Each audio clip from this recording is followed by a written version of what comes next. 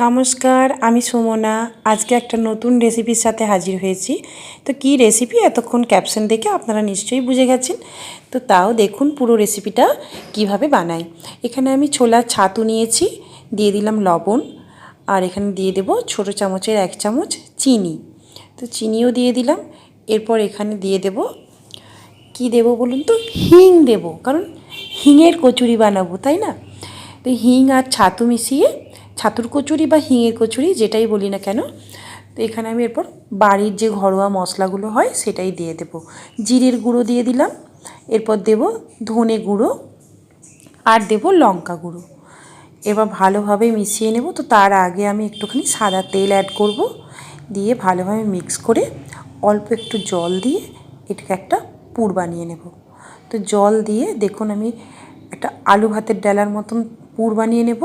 তো এইরকম জল দিয়ে পুর বানিয়ে নেওয়ার কারণটা হলো যে আমি যখন পুরটা বানাবো তখন পুরটা যেন আমি লুচি বা কচুরির মধ্যে মানে দিতে সুবিধা হয়, তার জন্য। তো এই পুরটা তৈরি হওয়ার পর আমার হঠাৎ মনে পড়লো যে আমি তো গরম মশলার গুঁড়ো দিতে ভুলে গেছি। তো তারপরে আবার 1 চামচ গরম মশলার গুঁড়ো অ্যাড করলাম, দিয়ে ভালোভাবে মেখে রেখে দিলাম। তো এই দেখুন, এটাই বলার কারণ এই যে গোল গোল করে আমি পুরটা ভরে নিতে পারবো, এটাই হলো সুবিধা, তার জন্য জলটা অ্যাড করেছিলাম। তো জল কম বেশি হলে কোনো অসুবিধে নেই, ওটাতে কোনো প্রবলেম হবে না।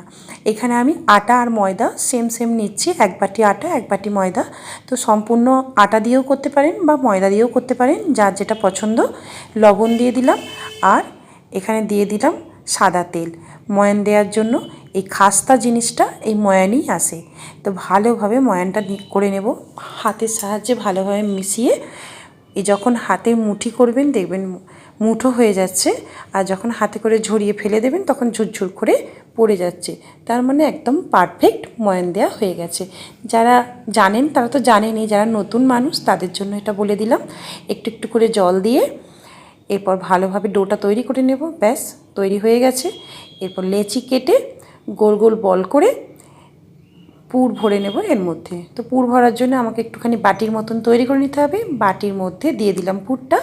এরপর বাটিগুলোকে এইভাবে মুখটা ভরে দেব, দিয়ে লুচি বা কচুরি বেলে নেব।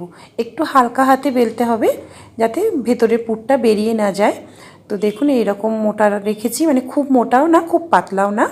তেল এদিকে আমি গরম করতে বসিয়ে দিয়েছি, দিয়ে দিলাম কচুরিটা। যখন আমি কচুরিটা দিলাম তখন কিন্তু তেলের তলার দিকে চলে গেল, কিছুক্ষণ বাদেই দেখুন নিজে থেকেই ওপরের দিকে ভেসে এলো।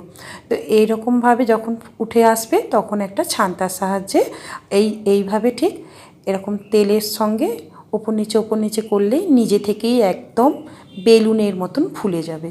তো এইরকম প্রত্যেকটা কচুরি যখন ফুলে যাবে একদম পারফেক্ট খাস্তা হিঙের কচুরি তৈরি হয়ে যাবে। ধন্যবাদ, ভালো থাকবেন।